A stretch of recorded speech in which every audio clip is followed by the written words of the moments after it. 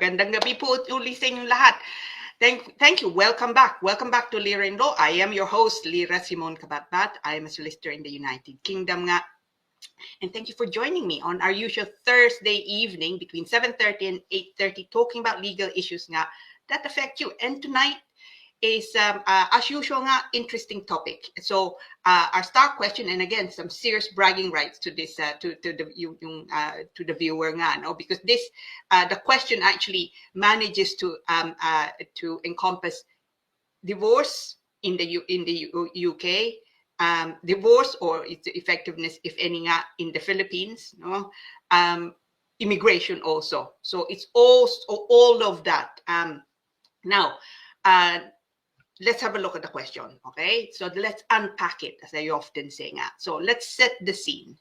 Now, una nga, yung ang tanong po, well, the circumstance is this, no? Circumstances are these. So, kasal kayo sa Pilipinas, no? So, kasal siya sa Pilipinas, married in the Philippines, with or without children, it doesn't matter, okay? Nandito na siya. So, you're in the United Kingdom now. But nagtatrabaho ka dito ka na nakatira. Pero hindi ka pa British. At saka hindi ka pa indefinite, no? ILR. ILR is indefinitely to remain. So, basically, settlement status nga in the UK. And anyway, you're not British yet. Nagtatrabaho ka dito, you probably are here on what's called a skilled worker route. And you are not yet 5 years that allows you potentially to apply for indefinite leave to remain. So hindi pa. So let's say nandito ka 3 years, for example. You could be either a nurse, a carer, or but any kind of work type visa nga, no? Ang asawa mo, I'm assuming, is in the Philippines. Doon kayo kinasal. Nandun pa rin siya, no? And as I've said, you don't have indefinite leave to remain, and hindi ka pa nga din British. So no settled status nga. Now, unfortunately, and it happens, it happens to the best of us, no? Wala na kayo, no?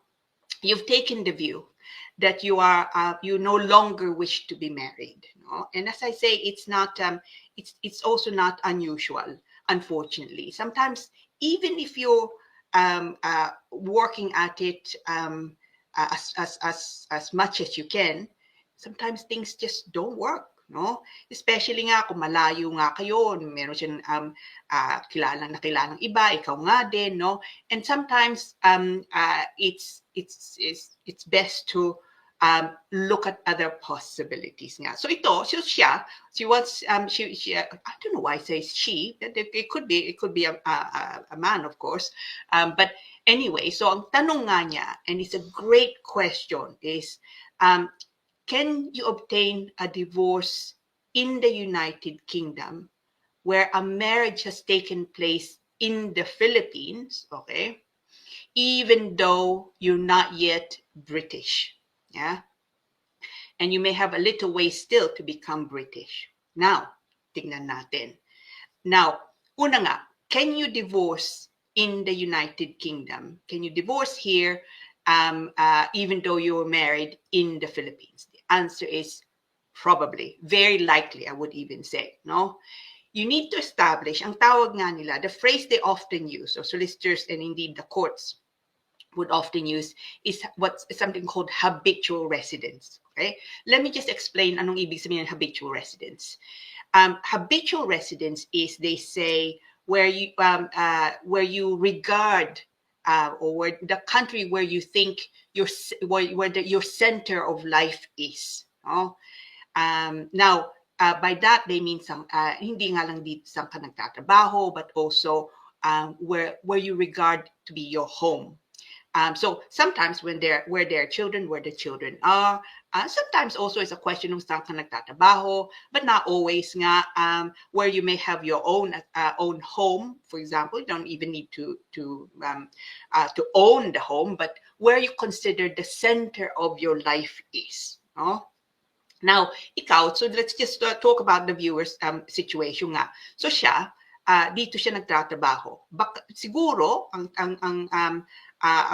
sitwasyon niya is she probably thinks, well, actually, this is now where I live. This is probably where I'm going to stay. Because already considering becoming a British citizen, for example. or before that, of course, indefinite leave to remain. Now, more likely than not, you are therefore what's called habitually resident in the UK. Now, kahit hindi ka pa nga British, kahit may kontrata ka pa nga lang, no, and you're here on the skilled worker route, you may still have, it's very likely you will still be considered to have a habitual resident.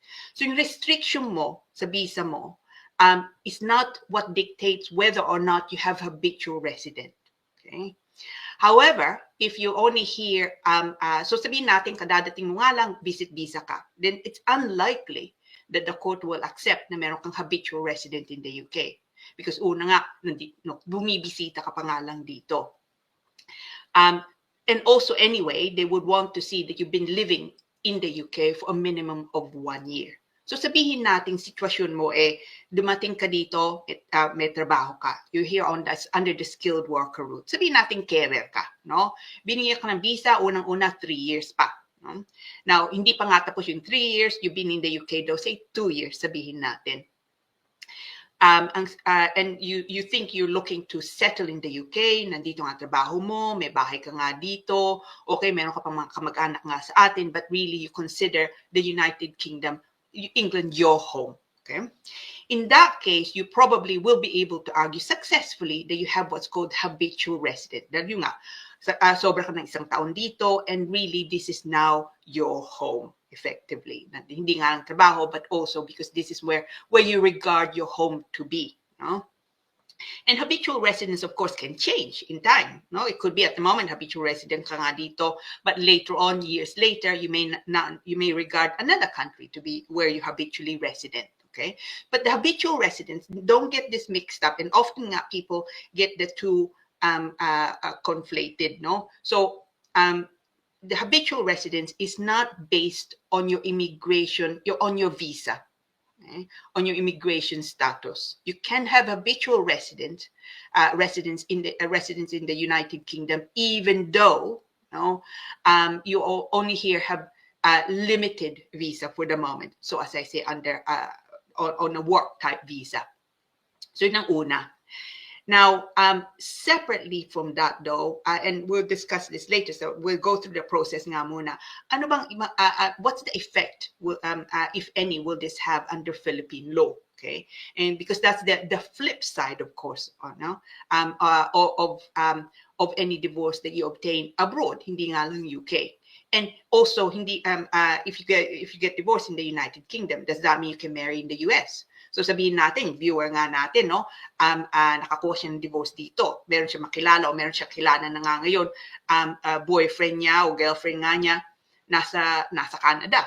No, you want to marry in Canada. Can you do that? Even though, of course, you were married in the Philippines, you divorced in the United Kingdom, you want to remarry in Canada. Okay, so again, we're going to deal with that. All right. Now, so una nga, the good news is you can petition for divorce and probably get divorced in the United Kingdom, even though you're married in the Philippines, even though yung asawa mo nandun pa rin sa Pilipinas nga, okay? As long as you have been living in the United Kingdom nga, minimum of 1 year, and you are considered to be, or you consider yourself to be habitually resident in the UK. Okay, so this is where your center of life is. So let's say that you are both those, no? 1 year ka na, habitually resident ka. Anong kailangan mong gawin? That's the practical point, the practical section nga of the question. Process for divorce is now online. There's a fee, so you can just Google it even, no? Divorce proceedings, and you go on the government website. There's a fee of £593, okay, that you have to pay the court nga. Anong kailangan mo? So, unang-una, marriage contract, okay? Now, this is, I like practical tips, as you know, no? So, I've had clients in the past where they've said, I can't get hold of a marriage contract, no? Matagal na kaming kinasal, wala na akong kilala sa atin, o wala akong pwedeng mautusan sa atin. And sometimes, and this it's obviously upsetting for a few people, meron silang inuutusan, tapos sabi nila, oh yeah, ginawa na namin, pumila nga kami. Hindi naman nila ginagawa. no? And that just delays, of course, the getting, the marriage contract. Nga, tip ko ito, you can actually apply for the marriage contract online. Okay. It can be delivered to you, so you need to complete. It's quite a long, frankly, a little bit confusing form. There's a fee, and I cannot remember for the life of me how much the fee is, but I think it's less than £20, no? And then you can arrange for DHL, the courier company, to deliver it to you. Okay, so you can do that. The last one that I applied for, it took a bit longer than the previous one. I think it took about 4 weeks, siguro, 4 weeks lang.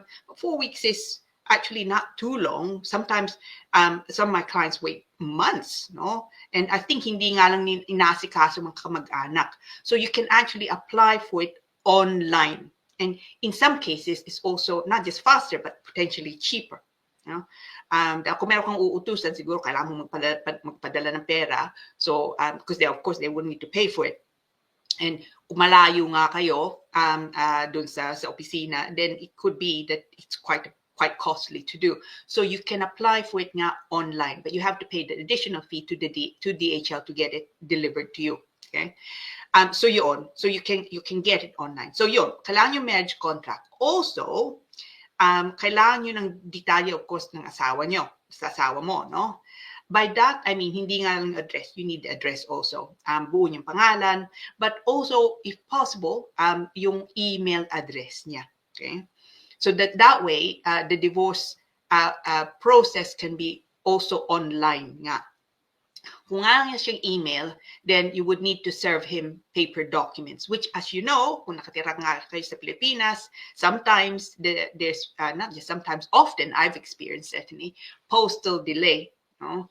But if you can skip that by providing the court with an email address nga niya, so magpapadala nga sila sa kanya by email. So it's faster. It's faster, it's cheaper.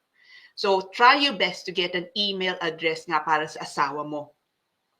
And make sure that it actually works. No, pagka binigay niya yun, just send him an email to say, okay, can you just acknowledge this email? So sasagot nga siya sa'yo. So it's because sometimes a dot misplaced or misspelling nga, and what you don't want to happen is you send that nga to the court, and then it's actually the incorrect an incorrect email address. So it means he will not be able to reply because he doesn't get the documents, no? So you're on. So the important, as I say, details and documents, marriage contract, kailangan nyo yun for sure. And then, of course, nga, email address. Okay? You probably have everything else. Now, the petition nga, the divorce application is relatively straightforward, no? Nagbago na nga ang batas in, I think it was April 2022. Okay? So now it's a no-fault divorce, and they have also simplified quite a bit, actually, the form. So makikita nyo doon, they're going to ask you about jurisdiction, no? Saan ka kinasal? Are you habitually resident in the United Kingdom? Or are you domiciled in the UK? Most of my clients go for the habitual residence. You can be both, of course, no? And then they ask you for details nga niya and contact details nga din. So you fill out actually the divorce petition. Now, another tip, okay? At the end of the petition, when you're going through it, no, makikita nyo doon, are you applying for financial relief? Most people, especially if they're not looking to get money from either side, they tick no, right? Which is understandable, but that's actually not correct. The reason for that is this. You tick yes because you want to ensure nga that the court continues to have jurisdiction with the financial aspect, no? So sabihin natin, you want to, you both agree that you're not going to make a claim against each other, and you want to make sure that a court,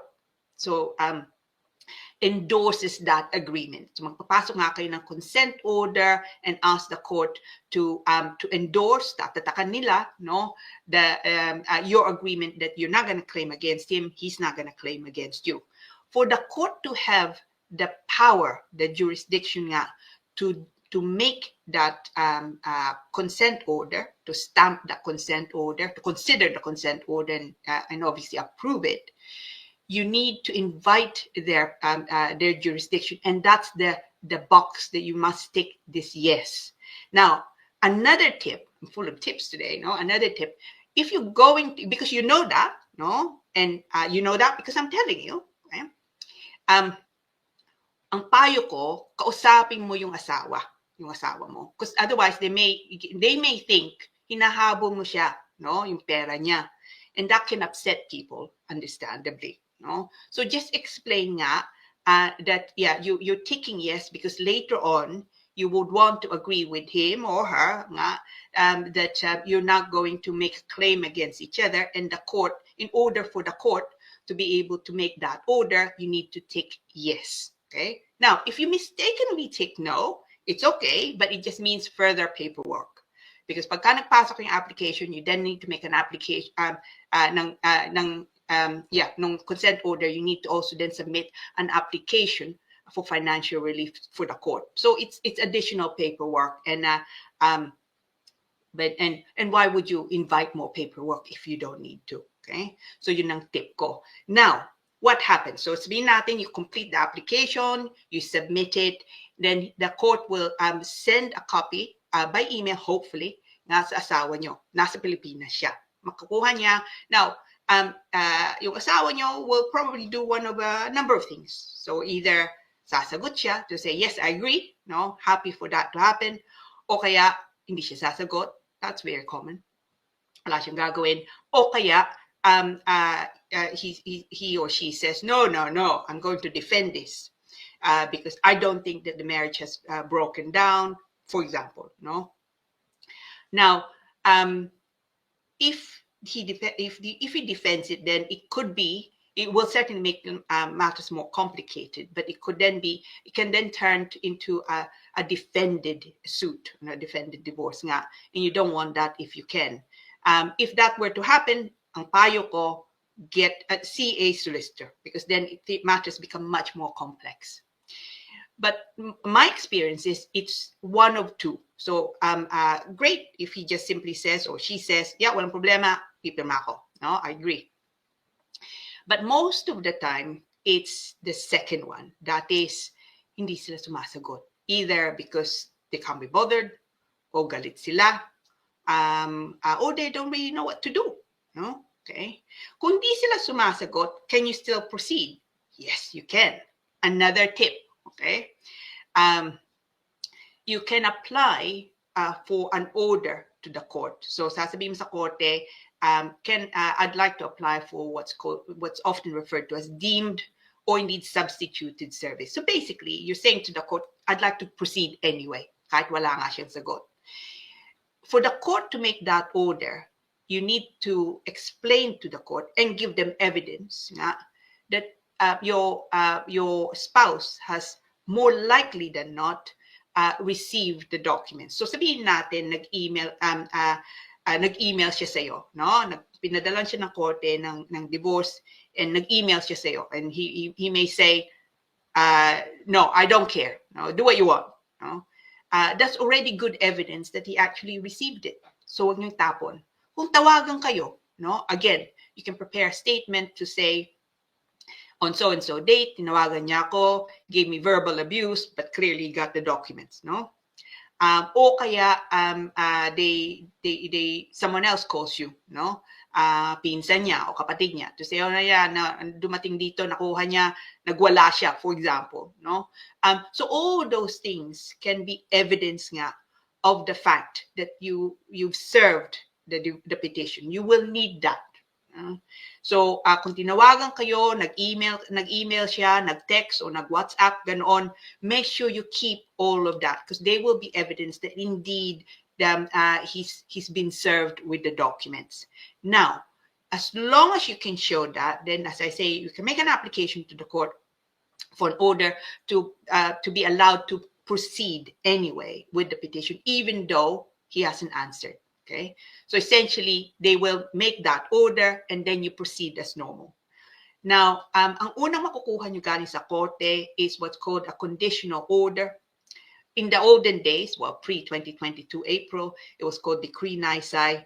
And then a few weeks after that, you can then apply for the final order. In the olden days, again, pre-2022, it was called Decree Absolute. Okay.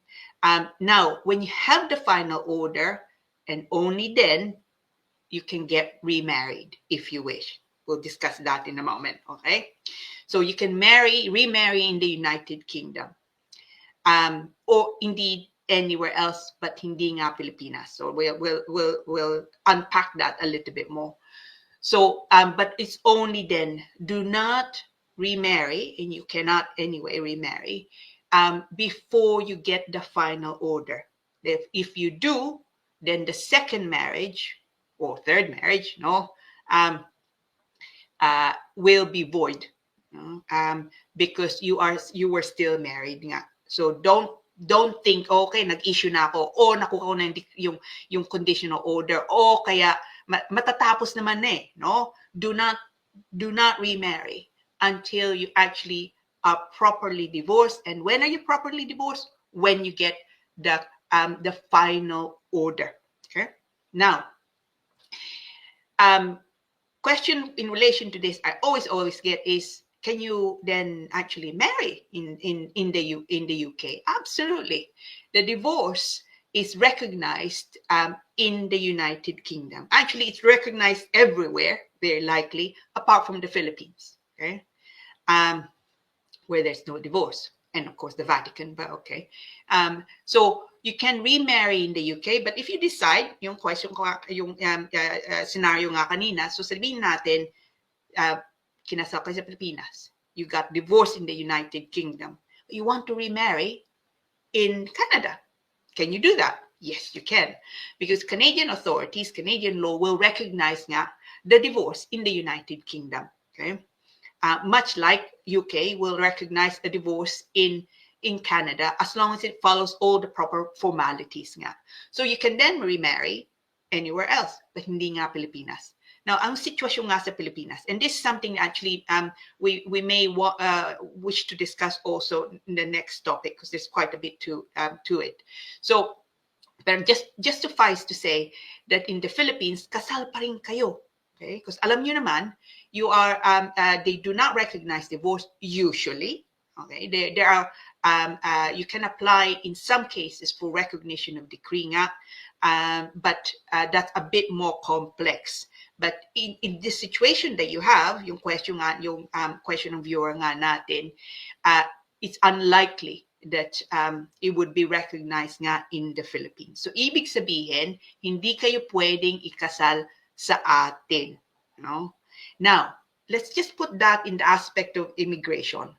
And this is, I say this because it's actually a case that I have recently. So, yung kliyente ko, kasal sa atin, no? Pero nakatira pa rin siya sa atin. Now, yung fiancé niya nandito. So, ang question nga nila sa akin is, well, can she petition for divorce in the UK? The answer is no. Because she's not habitually resident in the United Kingdom. Nakatira nga siya sa Pilipinas, no? So, but if with the viewer's case nga, no, nandito nga kayo and you're habitually resident in the UK, can you petition for divorce in the UK? Yes, you can. But can you then remarry in the Philippines? Sabihin natin, no? The answer is no, because the divorce will not be recognized nga in the Philippines. But there's an option. So dito ka nakatira, ang boyfriend, ang panibago mong partner nga nasa atin, sabihin natin. Gusto niyo magpakasal nga, there's no divorce in the Philippines, what do? And you want to also bring him into the United Kingdom. In that case, dahil nga yung divorce is recognized in the UK, which means that you can remarry in the UK, it means also that you can bring him into the United Kingdom as your fiancé. Yeah? So, ibig sabihin, fiancé muna, papasok siya dito kayo magpapakasal, hindi kayo magpapakasal sa atin. Now, in some cases, and I'll just mention this, but we'll park it just because it's a different topic. You can apply for someone to join you as an unmarried spouse. But that's, again, there's quite a bit more to it than that. There's the issue of 2 years, the 2 years relationship like a marriage. But again, tonight is not really the topic nga. So yun. So it's in divorcing in the UK, no, kahit nga nandun ang fiancé nyo, your second partner, say in the Philippines, you can then see about bringing him into the United Kingdom as your fiancé. Yeah, so that's it's quite this is why I like this question. And again, salamat po to who posted nga the question, because it covers so many things. So and now let's say nga that you want to remarry in Canada, no? Anong kailangan mo? You need the divorce, you need the final order. Kailangan mo yung bigay. Okay, before they can, because you still need to prove that, of course, you are able to remarry nga, no? Now, make sure, as I said, you have nga yung details nga nila, and you make sure that you have including the email to get the process to go faster, or rather to try and avoid nga delays. So the good news is, kung nga yung ang sitwasyon nyo nga is married in the Philippines, as I say, with or without children, it doesn't matter. Nandito ka na sa Pilipinas, you're working, you're living here, ang asawa mo nasa Pilipinas pa nga rin, wala ka pang indefinite leave to remain, wala ka pang ILR, so hindi ka pa settled nga dito, and you're not British, okay? Now, your marriage is finished, for whatever reason you want to terminate it, can you do it? On the face of it, you can. But ito nga, because of the jurisdictional potential issues, no, it's best to also just get advice, just to double check the certain things. Their habitual resident is not an issue, for example, okay? But the good news is, it's very likely to our viewer, no, that you can, no? And kung yung gawin mo nga, keep me informed, because I'm truly, I know I asked this of people who nga, no, who very kindly post their questions nga, and then we're able to deal with it. It's do keep me informed, because I truly am genuinely interested as to what happens next. Now, I hope that was of help to you, and it's some serious bragging rights nga, no, to whoever posed the questions. And hindi nga lang, tonight, of course, hindi nga lang questions natin. Now, I hope that you found that interesting. I certainly did nga. But now, we have other questions that I would wish to discuss. But before we do that, no, magbatian muna tayo. Okay, so our batian section, which is, I know, I mean, I say again, it's my favorite part, absolute favorite part of the show, and I hope that I have some greeters, no. And if you're sitting there.